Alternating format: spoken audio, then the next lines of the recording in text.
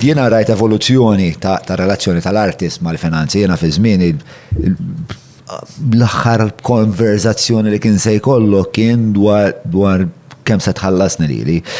In hindsight, min jaf kemm qallajt flus barijiet billi nifqalu bar bin-nies u jmort indoq, imma li hija l-valuta jiena ġa premjat għax mort ħadd gost u daqqejt. Dak li żball.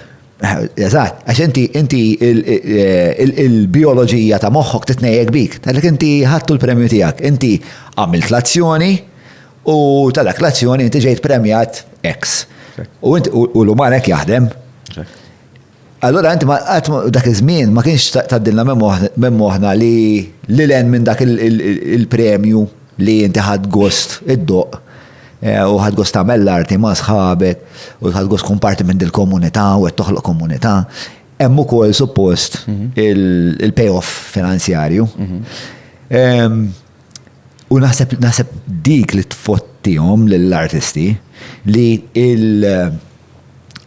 il-fatt li aħna meta noħolqu l-arti fiha nfisha diġà ittik ħafna sodisfazzjon, inti tħoss li tħallas, tax fl-axar mill-axar il-ħlas xinu.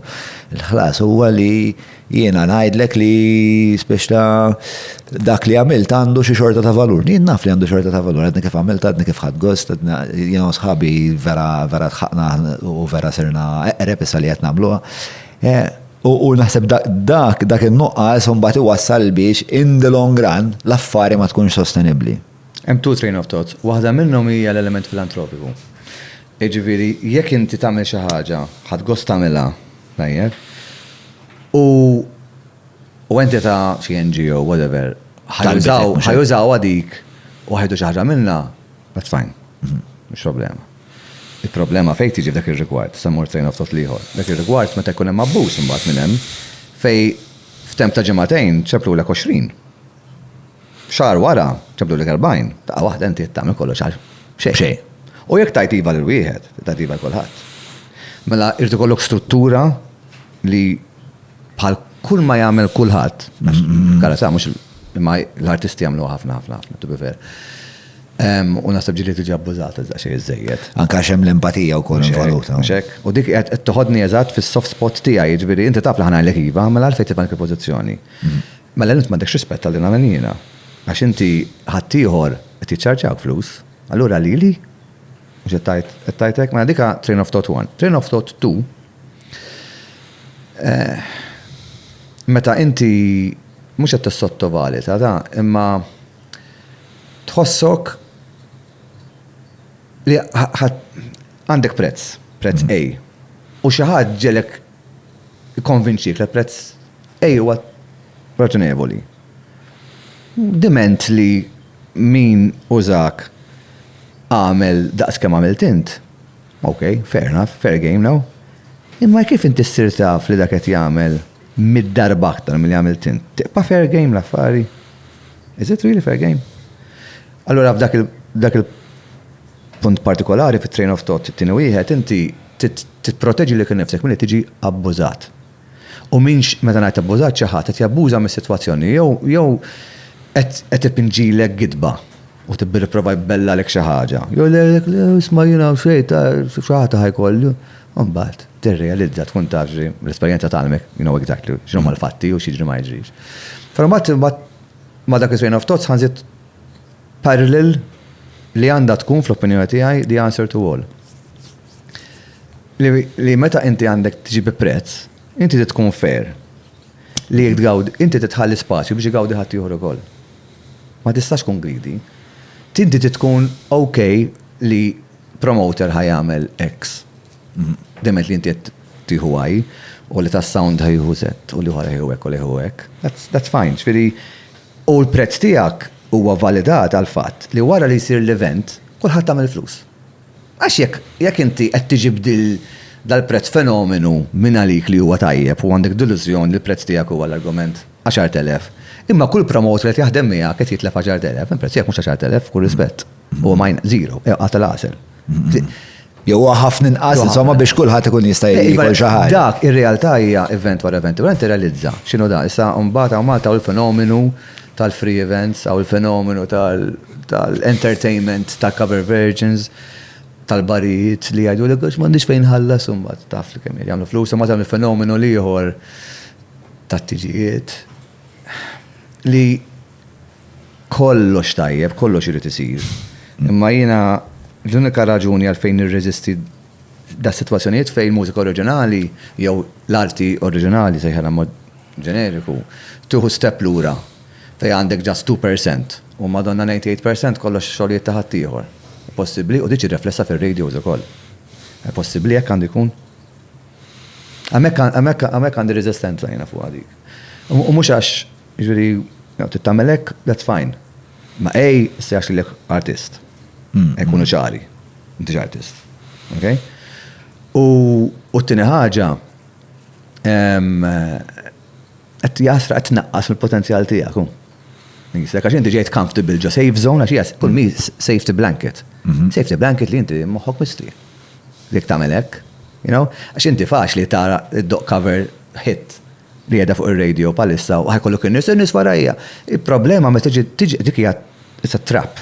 Jiġifieri hija daqsxejn ta' sitwazzjoni tista' ġibek f'sitwazzjoni antipatika. U jekk tagħmel 4 songs mir-repertorju ta' 20 song, fair enough, fair game. Imma jekk tibda tirrealizza li r-reactions li kollha għal dak it-tlieta ma ferm akbar mis-17 l-oħrajn, mingħajr ma trid ħatiġi tibda tiġbed lejn direzzjoni. Rispondi għal dak l-udjenza. Dawk tibda tnaqqas l-originals tiegħek. Da kollu biex tissodisfa li tkun entertainer. U m'hemm xejn ħażin. Konsonali. M'hemm xejn ħażin li artist ukoll attempt to entertain, għalek il-meja entertainment and arts, għalija they go hand in hand. Ma mux bil-fors eksklusivi li xulxin, u mux bil-fors entertain u artist, mux bil-fors artist għandek bżon entertainja. Imma l-ideal huwa dak. L-ideal li ssib bilanċ bej l-artistrija u jekkux an emotional connection, jekkux entertainja, jekk ġakrament vera tħu perġiri, jekk jaqbis, jekk tikissa, jagħmel moshpit, whatever it is. Kull forma ta' entertainment. Imma speċna il-fatt li tagħmel cover versions u n-nies warajk u tagħtihom iktar divertiment mill-songs oriġinali tiegħek biex jagħmellek ovvjament il-proġett li huwa inti ħajtek iktar finanzjarment viabli. That's fine, just għaxan nassa biss, qed ngħid jiena. Biex ngħid tagħmilix biex ittella kapital, dan nista' ngħid l-istess ħaġa fuq il-sponsorship pereżempju. Jiena naħseb tal-ewwel kont, jew mhux tal-ewwel żgur wieħed minn tal-ewwel li bdejt dil-endorsement agreements mal-kumpaniji brands whatever, li ħafna minnhom huma rappreżentattivi ta' brands ta' barra, li jkollhom budgets partikolari. L-ewwel naħseb dil kienet ma' Telecel, għas kien jisimhom Vodafone. U dak iż-żmien kienet teżisti sponsorship għal timijiet tal-futbol, imma naħseb laqqas għal players individwali ma kien iġġasa komuni. U l-idea tiegħi kienet sempliċi, għax ir-record labels l-advances tagħhom beda jonqos, id-djar ta' diski beda jonqos. Allura għandna bżonn tal-kapital. Jien ma rridx l-artist joħroġ għandna flus mal-but, rridux għarix flus mal-but. Jekk jista' jkun intellaw kapital. Tajjeb, li bih terġa' tinvestih. That simple. U allura uża l-immaġina tal-artist. Uża. Mil-lok qed tixtri advers minn barra, whatever. Ħajġik irħas. Uża il-lokal jafuh diġà, għandek aċċess għall-mużika u nagħmlu xi forma ta' konverġenza fejn kulħadd tigawdi. Tajjeb, imma dak iż-żmien kien hemm daqsxejn ta' reżistenza. The general outlook kienet selling yourself. You know, għax l-integrità tibda tnaqqas ftit. U dik il-punt tiegħi li għandek limits kemm tagħmel minnhom. Jiena għalija li inti għandek dal-prodott u ġimma wara għandek prodott ta' kompetitur tiegħu. U ġimma wara kompetitur ieħor. Allura inti fiex temmen? Temmen? Imma jekk inti temmen ġenwalment dil-birra u vera tajba l-ewwel darba l-dotta. L-ewwel darba l-dotta. L-ewwel darba l-dotta. Jekk inti ġenwalment mhux tal-aħħar, jekk ġenwalment temmen da u għandek dal-konvinzjoni, in-nies they can see right through it. Iġbir l-udjenza tiegħek jgħidu da ġenwin, okay? Ma xi ħaġa li tippromovija, inti qed gawdi għax qed tissosten il-kapital li qed tibni inti biex probabbilment ħaġa qed tinvestih mhux fir-realtà qed iddaħlu fil-but, imma you are reinvesting jew tħallas il-ħaddiema tiegħek. Allora dik hija għalija it kien teżisti hija mudell.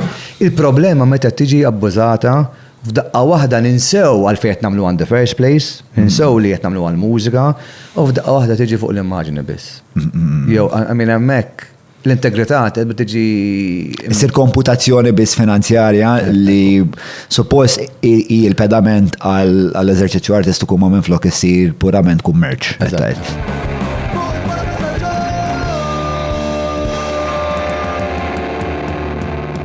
Mela, tlaqna?